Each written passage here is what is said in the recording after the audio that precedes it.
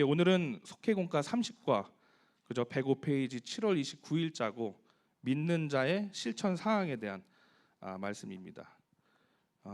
오늘 이 성경 66권을 보게 되면 이게 물론 말씀을 정확하게 이렇게 깊게 들어가면 다 쉽지 않죠. 깊게 들어갈수록 어려운 게 이제 성경 본문의 말씀인데 그 중에서도 사실 이 히브리서는 난이도로 따지면 상이에요, 상. 예.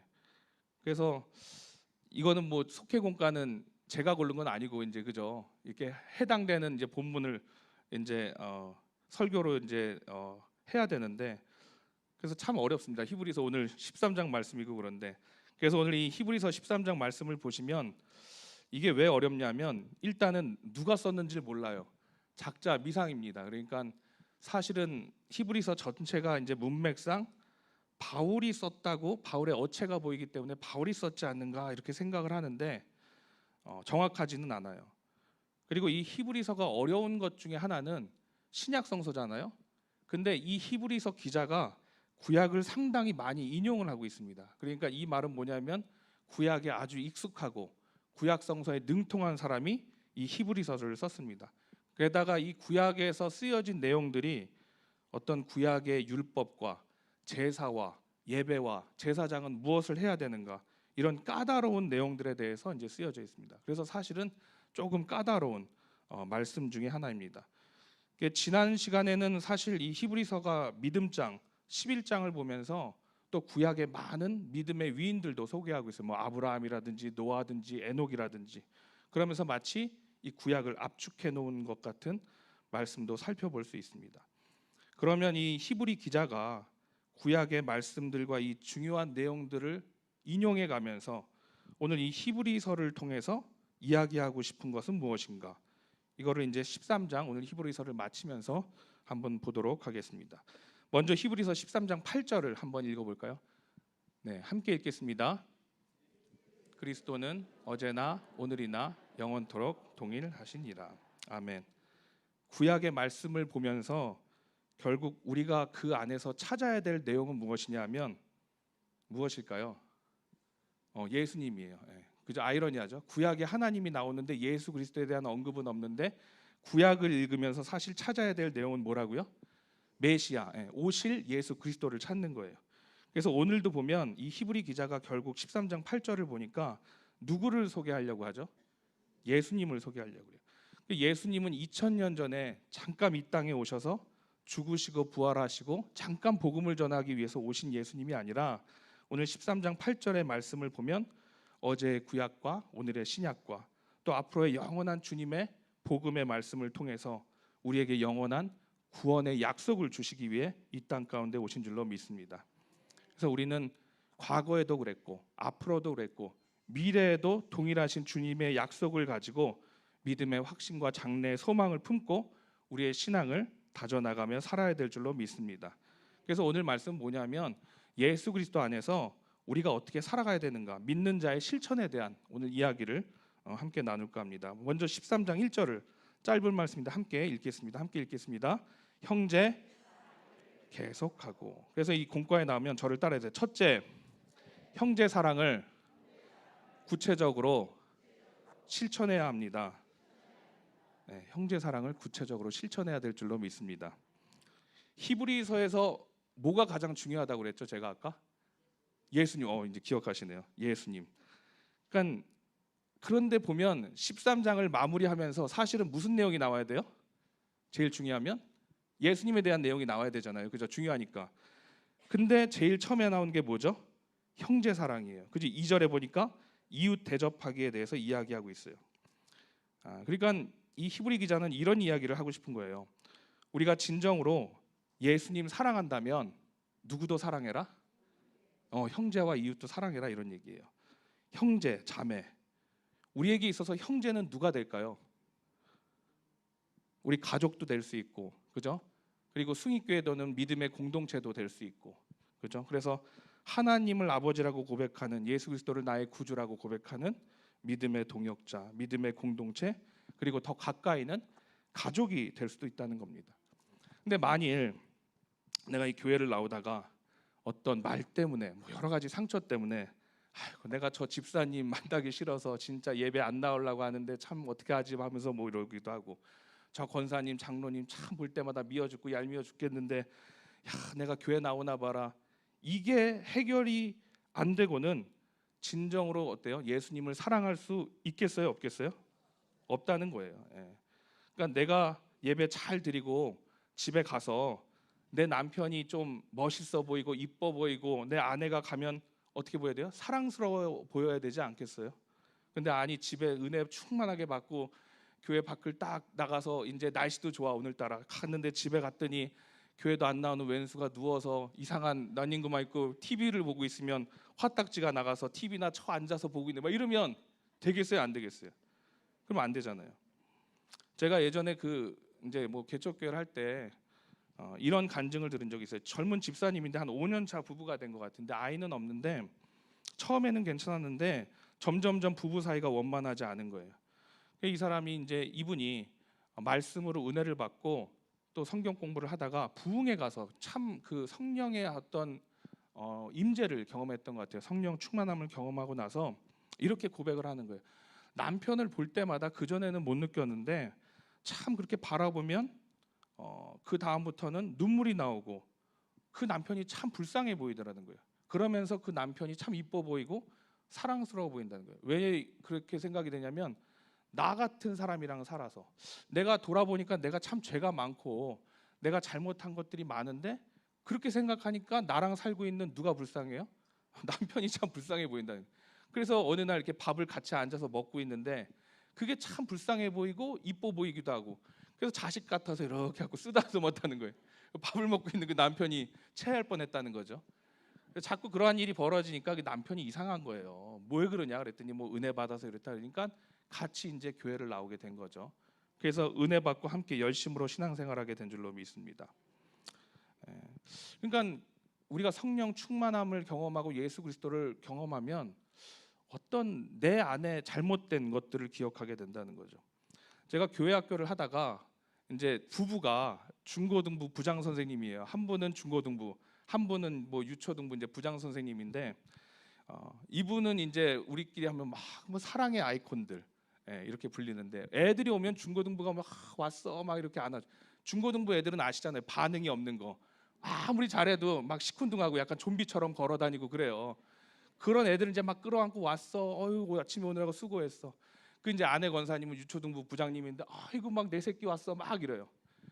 그런데 어느 날 자녀들이 있어요. 자녀들이 중학생 한 명, 초등학교 한 명인가 그때 당시 그랬는데 진지하게 저한테 와서 이런 얘기를 하는 거예요.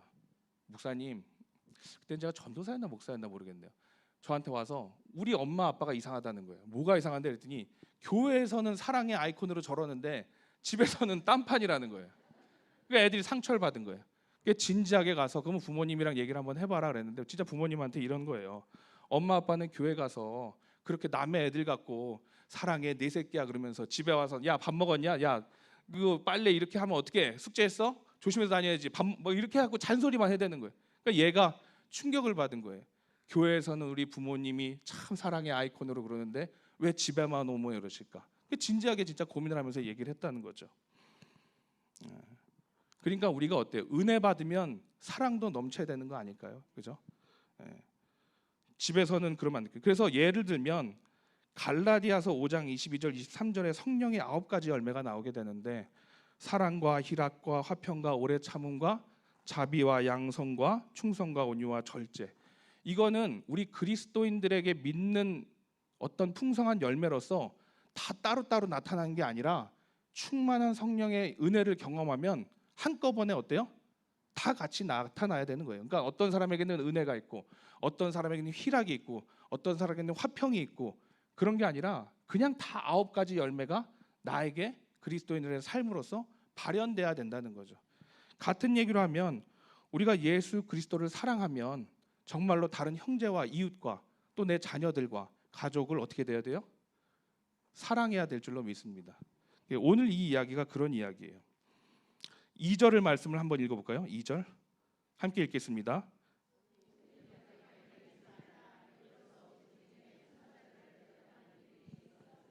아멘. 1절은 형제예요. 그죠? 1절은 형제 사랑인데 2절은 누구가 나오냐면 이웃이 나와요. 이웃은 사실 잘 모르는 사람이에요.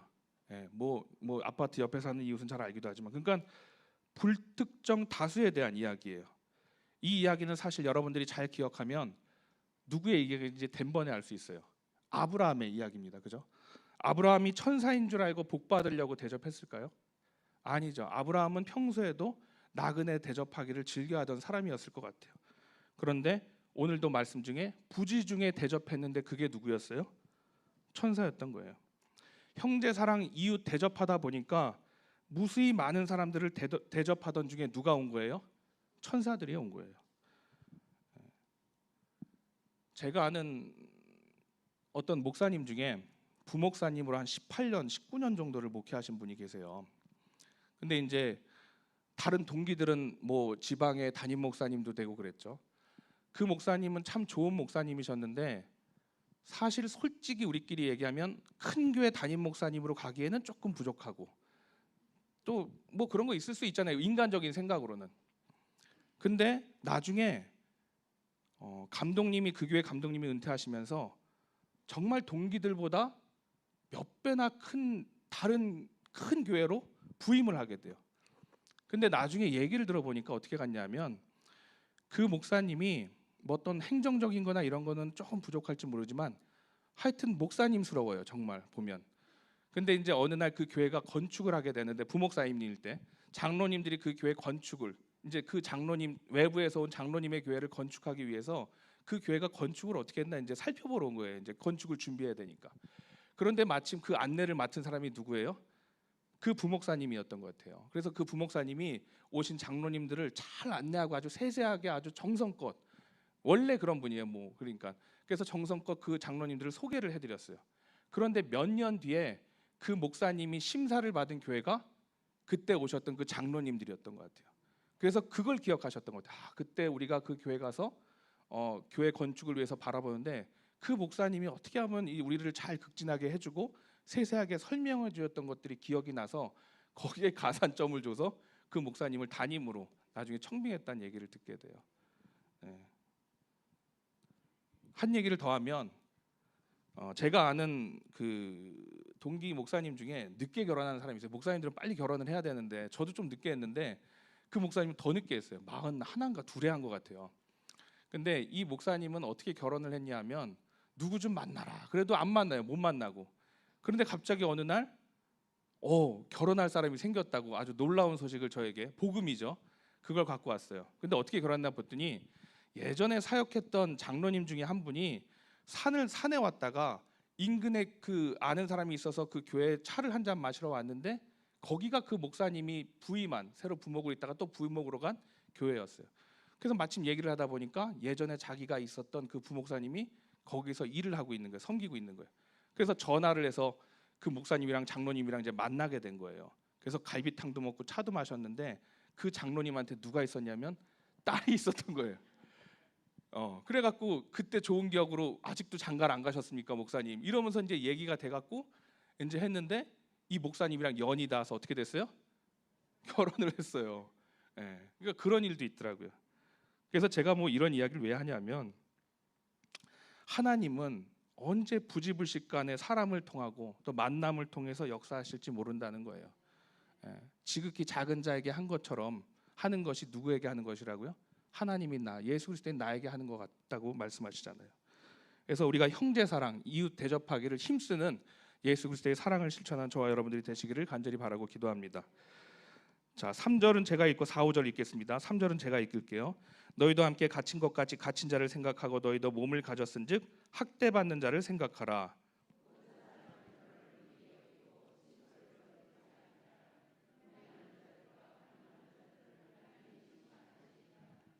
돈을 사랑하지 말고 있는 바를 족한 줄로 알라. 그가 친히 말씀하시기를 내가 결코 너희를 버리지 아니하고 너희를. 아멘. 네.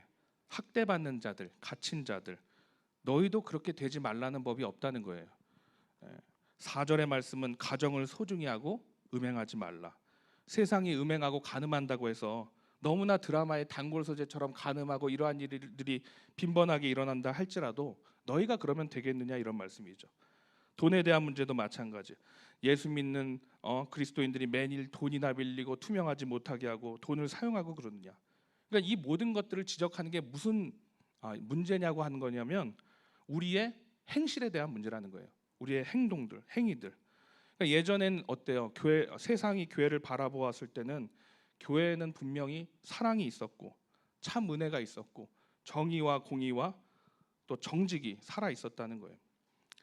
80년대, 90년대 데모 많이 했잖아요. 데모하면 어디로 피해요? 교회와 성당으로 피했잖아요. 명동 성당으로 많이 하고 저희 감리교 신학대학교도 많이 피신했다고 그러는데 그렇게 교회와 성당으로 피하면 어때요? 공권력이 함부로 하지 못했어요. 그죠? 그곳이 가장 안전한 곳이었어요. 경찰들도 침입할 수 없는 곳.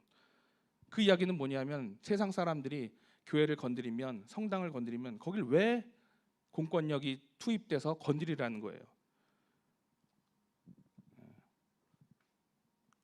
세상은 그때 당시에 교회가 목소리를 내면 귀를 기울였던 시기였어요. 근데 지금은 어떠냐면 교회 목소리만 내도 우습게 여기죠. 지금은 뭐 예전보다 교회의 힘이 약할까요? 아니죠. 더 큰 교회들도 많이 있고 어떤 물리적인 힘과 권력과 돈 아마 찾아보면 더 있을 거예요. 근데 그동안에 우리의 행실들이 문제였고 또 우리만 알다 보니까 우리들만의 리그만 하다 보니까 세상과 교회가 호흡하는 것을 실패했는지도 몰라요. 그래서 이 단적인 예가 우리가 그동안 형제를 사랑하는 데 소홀히 하고 이웃을 대접하는 일에 소홀히 하고 그냥 우리들끼리 너무 지지고 볶다 이렇게 하다 보니까 진짜 중요한 가치들을 잊고서 살았다는 것입니다. 그래서 오늘 말씀에도 있지만 저를 한번 따라해 주시겠어요? 우리가 하나님께로 가까이 갈수록 형제와 이웃을 더 사랑하게 됩니다. 우리가 하나님 앞에 더 설수록 형제와 이웃을 더 사랑하게 돼요. 제가 5데이즈 영성 수련을 한번 간 적이 있는데 거기에 외국인 여자 교수님 미리안 교수님이 아주 재밌는 설명을 해줬는데 그림을 한번 보시겠습니다. 잘 보이세요? 다행이네요. 글씨는 제가 좀 못 썼네요. 가운데 점은 하나님이에요. 그리고 원을 둘러서 점점점점점을 이으면 원이 됩니다. 그런데 그 원의 바깥의 점에는 누구도 있죠? 나도 있고 부모님도 있고 친구도 있고 형제도 있고 이웃도 있어요. 뭐 다른 사람들도 많겠죠. 승익교회 성도님들도 계시고 처음에는 다 점들이 있어서 멀 수도 있어요. 그런데 가운데 하나님으로 가게 되면 어떻게 돼요? 그 멀어졌던 점들이 가까워진단 말이에요.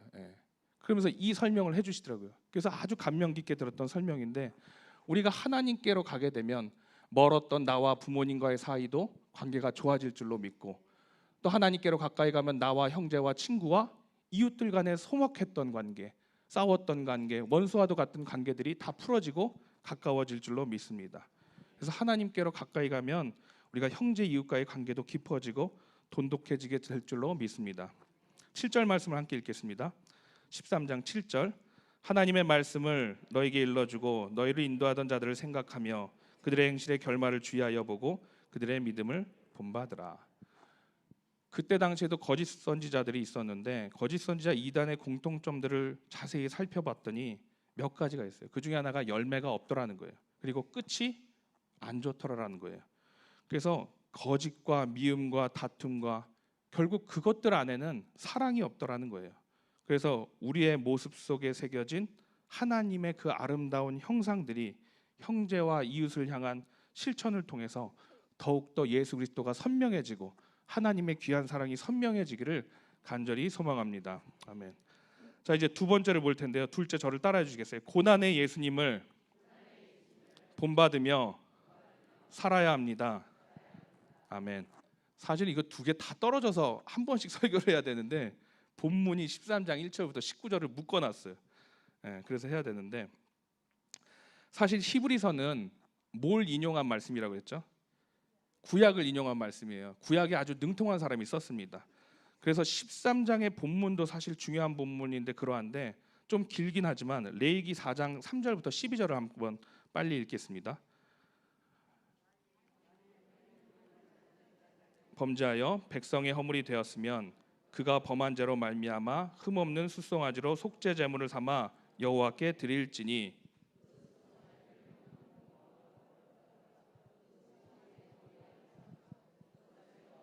5절은 제가 읽을게요. 기름 부음을 받은 제사장은 그 숫송아지의 피를 가지고 회막에 들어가서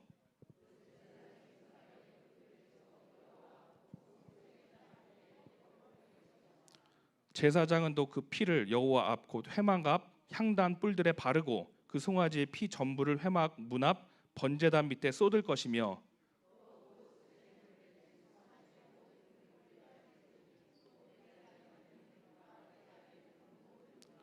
두 콩팥과 그 위에 기름 곧 허리 쪽에 있는 것과 간에 덮인 꺼풀을 콩팥과 함께 떼어내되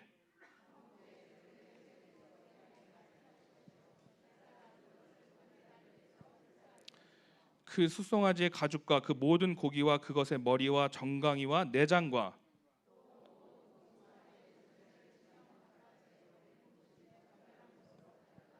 불로 나무 위에서 사르되 곧 재 버리는 곳에서 불사를 지니라. 아멘. 당시에 모든 사람, 특별히 또 제사장도 범죄하게 되면 자신이 범한 죄를 위해서 흠없는 숫송아지를 잡아다가 속죄 제물로 드리게 됩니다. 근데 그 피는 어디에 뿌리냐면 지성소에 뿌리고 쏟고 바르고 붓게 되고 나머지 육체, 그러니까 가죽, 고기, 머리, 정강이, 내장 등은 진영 바깥에 재 버리는 곳에다 불 사르는 곳에다가 이렇게 버리게 됩니다. 그러니까 우리로 따지면 어떤 쓰레기 소각장 같은 데다 버리는 거죠. 자, 이 내용을 기억하면서 13장 10절과 11절을 한번 보겠습니다. 히브리서 13장 10절 함께 읽겠습니다. 우리에게 제단이 있는데 장막에서 섬기는 자들은 그 제단에서 먹을 권한이 없나니 이는 죄를 위한 짐승의 피는 가지고 성소에 들어가고 그 육체는 영문 밖에서 불사름이라. 아멘. 그래서 이 속회공과 보실 때는 옆에다가 레위기 이렇게 써놓으시고 레위기 4장 3절 12절 함께 읽으시면 좋습니다. 이게 당시의 일반적인 속죄를 위한 제사였어요. 그러니까 제사장이었어도 예외는 있다 없다? 예외는 없어요. 다 똑같이 속죄제를 드려야 되는 거예요. 12절 말씀을 보시면 그러므로 예수도 자기 피로써 백성을 거룩하게 하려고 성문 밖에서 고난을 받으셨느니라 그래요. 그러니까 예수도 자기 피로써 백성을 거룩하게 하려고 성문 밖에서 고난을 받으시게 되는데 그 고난은 어떤 고난을 이야기하는 거냐면 십자가에서의 고난. 그러니까 보혈의 피로써 우리를 구원하시기 위해 십자가에 못 박혀 죽으셨는 줄로 믿습니다. 근데 그 구약의 이전의 성막에서의 회막에서의 속죄함의 제사는 그러니까 신약에서의 예수 그리스도의 십자가의 죽으심, 그 오심에 대한 예표라는 거예요. 그러니까 예수님도 십자가에 못 박히실 때 어디로 가서 못을 박히시냐면 어디죠? 골고다 언덕, 그죠? 해골이고. 그래서 이스라엘 가보시면 그 시장통에 굉장히 좁은 길입니다. 그 골고다 언덕이 뭐 넓은 광장도 아니고 그곳을 가셔서 그 성문 밖에서 십자가형을 당하시게 돼요. 그래서 13절도 보면 그런즉 우리도 그의 치욕을 짊어지고 영문 밖으로 그에게 나아가자 그러는 거예요. 그러니까 우리도 예수님과 그분을 만나기 위해서 치욕을 짊어지고 영문 밖으로 그에게로 나아가자는 거예요. 이게 무슨 이야기냐면 당시 죄를 지었던 많은 사람들이 비둘기나 돈이 안 되니까 뭐 숫송아지나 염소나 이런 것을 가지고 자신의 죄를 위해서 속죄제나 속번제를 드리게 됩니다. 그러니까 하나님께 잘못한 것은 속죄제, 인간이나 성물에 대한 범한 죄를 지면 속번제를 드리게 돼요. 근데 이걸로 내 죄를 해결하려고 하는데 죄가 해결이 돼야 안 돼요? 결국에 보니까 안 되더라는 거예요. 성막 안에서의 제사로는 내 죄가 해결이 안 돼요. 이것을 이스라엘 백성들이 수천 년 동안 경험하고 나서 예수 그리스도가 이 땅에 오시게 되는 거예요. 그러면서 예수님은 직접 영문 밖, 그 회막 밖으로 나가셔서 모진 고문과 핍박을 받으시면서 우리의 인간에 대한 죄성과 많은 잘못들을 고발하시고 그것에 대해서 맞서시게 된다는 거죠. 그래서 사실 십자가의 사건은 우리에게는 자랑이 되고 이제는 생명과 부활의 사건으로 기록되어 있지만 2000년 전의 십자가의 사건은 그 당시에 있어서 가장 치욕스러운 죽음이었습니다. 가장 흉악무도한 범죄자들, 흉악범들이 극형의 자리로 처해지는 것들이 바로 십자가의 형벌이었다는 거예요. 여러분들 만약에 가족 중에 전과자 있으면 어때요? 범죄자 있으면 어때요? 아무리 그게 뭐 오해라고 해도 여러분들이 그걸 알리시겠어요? 숨기고, 그죠? 알리기를 꺼려하겠죠. 그런데 그것보다 수백 배나 수천 배나 부끄러운 사건이 어떤 사건이에요? 이 십자가, 로마 제국하의 십자가의 사건이었다는 거예요. 가장 저주받은 자가 심한 형벌을 받는 것이 이 예수님이 당한 십자가의 형벌이었다는 거죠. 그러니까 그런 예수님이 죄도 없으심에도 불구하고 그런 모진 모욕과 모독과 부끄러움과 치욕을 뒤집어 쓰시고 죽으셨다는 거예요. 왜냐하면 죄 없는 그분이 우리의 죄 때문에 우리를 거룩의 길로 인도하시기 위해서 손수 그렇게 하신 줄로 믿습니다. 그래서 당시 이 히브리서를 읽는 독자들, 그러니까 이 히브리서를 당시에 읽었던 이 유대인들은 로마의 정치제도와 권력과 로마 황제 숭배 사상 때문에 예수님을 온전히 믿으려고 해도 믿을 수 없는 상황이었어요. 예수님을 나의 구주라고 시인할 수도 없었어요. 왜냐하면 나의 구주는 누구예요? 그 당시에 황제였어요. 예, 황제가 나의 주님이십니다. 이거를 외치게 돼 있어요. 그러니까 예수 그리스도가 나의 주인이십니다 이러면 배반 배신 행위가 돼서 옥에 갇히고 또 심하게는 죽임을 당할 수도 있었던 시대였습니다. 그리고 당시에 온갖 그들의 모임, 그러니까 길드라고 하는 어떤 경제 시스템 안에 들어가려면 그리스도인이라는 이유 때문에 어떤 경제적인 손실을 당할 수밖에 없었고 어떤 모진 핍박과 팍팍한 삶을 살 수밖에 없었어요. 그리고 잘못되면 고문까지 당했습니다. 그러니까 어느 정도는 참았어요. 그런데 그러한 시기가 길어지고 또 이런 일이 반복되다 보니까 자신들이 믿었던 믿음에 대해서 혼란이 오기 시작했어요. 어떤 믿음의 정체성이 흔들리기 시작했어요. 주님은 살아계시는가? 예수님은 다시 오신다고 했는데 언제 오시는가? 왜 침묵하시는가? 안 오시는가? 당시의 문헌들을 보면 이 예수 그리스도를 믿는 사람들은 아주 도른 사람, 이상한 사람 취급을 받았어요. 오죽하면 성만찬에 뭘 먹어요? 떡과 포도주를 먹잖아요. 그 소문이 나서 이 예수 그리스도인들은 인육을 먹는 사람이다, 드라큘라처럼 피를 빨아먹는 사람이다라고 손가락질 받을 정도로 이상한 취급을 받으며 음해했던 사람들이 많이 있었다는 거죠. 여러분 잘 아시는 로마의 대화재, 네로 왕제가 그 불을 냈다고 하는, 뭐 사실은 아니지만 로마의 대화재가 있을 때 그걸 누구의 잘못으로 몰고 가요? 그리스도인들이 불질렀다고 그러잖아요. 그래서 수많은 그리스도인들이 어려움을 당하잖아요. 그래서 그때 당시에 카타콤으로 숨기도 하고. 다만 그들에게 죄가 있다면 정말 예수에 미쳐서 그냥 예수를 소망으로 살아가던 붙들고 있는 사람들이었다는 거죠. 그런데 죄 없는 예수님이 그 가운데 오셔서 친히 가장 죄가 많았던, 죄가 많음을 상징했던 그 십자가를 짊어지시고 고난에 기꺼이 동참하시고 부정한 세상 속으로 들어가십니다. 그냥 아무도 가지 않는 길을 손수 가시죠. 그래서 안전한 곳에 머물려고 하고 그리스도인들은 이제는 좀 편하게 예수님을 믿고 싶었어요. 우리가 왜 이런 고난을 당하고 역경을 당하고 경제적인 핍박을 당하면서 이렇게까지 예수님을 믿어야 되는가? 그 가운데 예수님은 오셔서 안전한 곳에 머물려고 하지 않으시고 남들이 꺼리는 성문 밖, 영문 밖으로 나가서 죄인들과 함께 그 치욕을 감당하시게 됩니다. 그러니까 우리도 사실은 이 교회 울타리 안에 우리끼리만 서로 우리들의 리그를 펼쳐지면서 그냥 찬양하고 기도하고 말씀 들을 때는 좋죠. 근데 오늘 이 말씀의 주제는 뭐냐면 우리도 교회 울타리를 벗어나 세상 가운데 쓰라는 거예요. 영문 밖으로 한번 나가보고 그리스도인으로서의 어떤 예수 그리스도가 당했던 모진 고난과 고통과 핍박도 함께 당하면서 복음을 증거하라는 거예요. 세상에 담대하게 복음도 전하고 세상에 나가서 형제 사랑과 이웃 사랑도 실천하라는 거예요. 물론 거기서 오는 필연적인 고난과 역경은 당연히 있다라는 거예요. 우리가 예전에 그 숭익교회가 뭐 계속 얘기하지만 보통은 교회가 동네 이름을 따서 무슨 교회 이러는데 우리는 거꾸로 된 거잖아요. 그 사실이면 그죠? 숭익교회 이름을 따서 숭이동이 된 거잖아요. 그 이야기는 뭐냐면 교회가 엄청나게 그 지역에 많은 공헌을 하고 그렇게 이름이 붙을 정도로 지역 사회에서 인정을 받았던 교회가 어떤 교회였어요? 숭익교회라고요. 최근에는 물론 오해가 있지만 지금은 요즘 어떤 교회예요? 오미크론 교회라고 그러잖아요. 우리끼리 지금은 웃을 수 있지만 그런데 그것도 다 시대적 상황이고 우리가 지역 사회를 위해서 진정으로 다시 한번 섬기고 형제 사랑, 이웃 사랑을 실천하게 되면 계속 사랑을 진정으로 우리가 섬기고 실천하면 하나님의 놀라운 역사가 이 숭익교회 가운데 펼쳐질 줄로 믿습니다. 자, 이제 마지막 말씀인데 세 번째 저를 따라해 주시겠어요?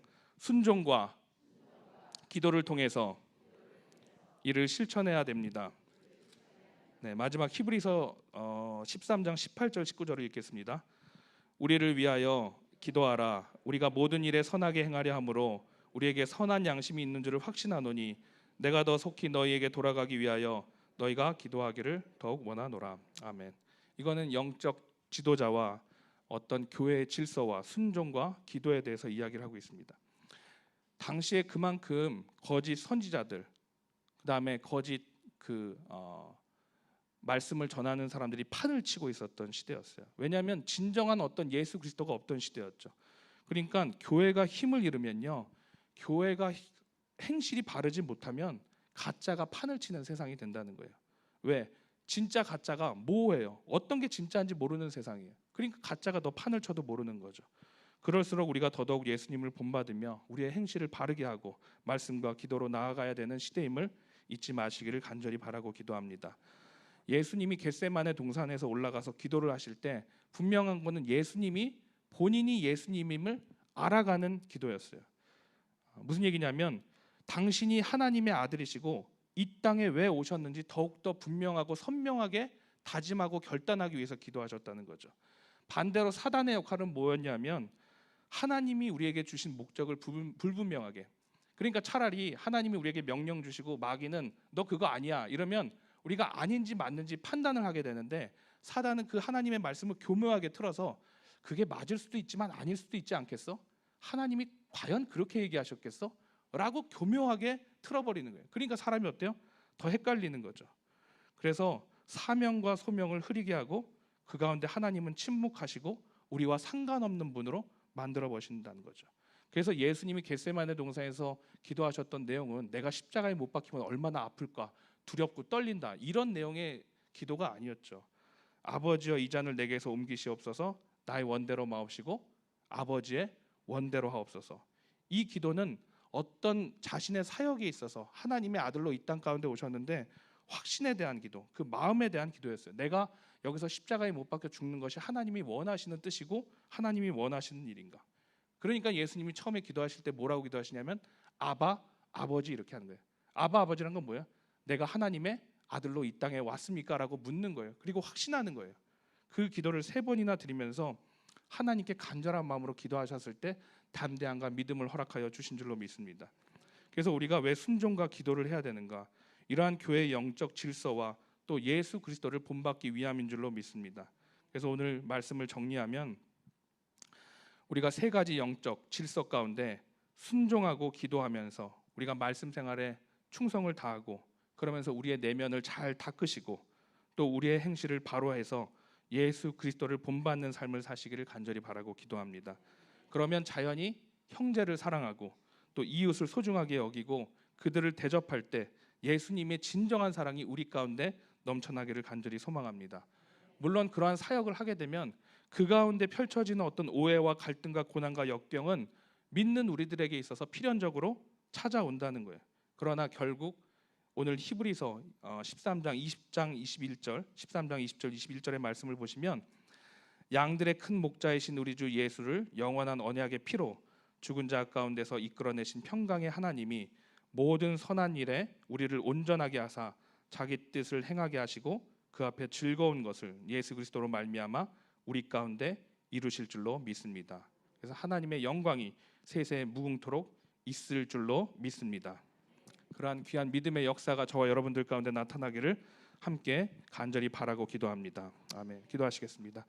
오늘도 수요예배를 통해서 우리 마음속에 찾아주신 예수 그리스도 주님을 발견하고 이 시간 시인하고 고백합니다. 우리가 말씀과 기도를 통해서 예배할 때 믿음의 공동체인 이 승익교회를 통해서 신앙의 질서들을 잘 지키고 회복해 나갈 수 있도록 도와주시옵소서. 어지럽고 혼탁한 이 세상 속에서 분명한 하나님의 자녀로 살기를 원합니다. 거룩하고 분명한 성도가 되게 하여 주셔서 우리의 행실을 통해서 하나님의 영광이 드러나고 형제와 이웃을 사랑하면서 그리스도의 사랑을 실천하는 우리 모두가 될 수 있도록 주여 인도하여 주시옵소서. 그 가운데 놀라운 하나님의 사랑의 열매들이 찾아오게 될 줄로 믿습니다. 이미 세상 가운데 십자가를 지시고 온갖 치욕과 고난을 받으시고 죽으신, 그러나 사망의 권세와 죄를 이기시고 부활하신 우리의 소망이 되시는 예수 그리스도를 바라보면서 우리도 이 땅 가운데 참된 소망을 품고 승리하는 모든 승리의 성도들 되도록 주여 인도하여 주시옵소서. 예수님의 이름으로 기도합니다. 아멘.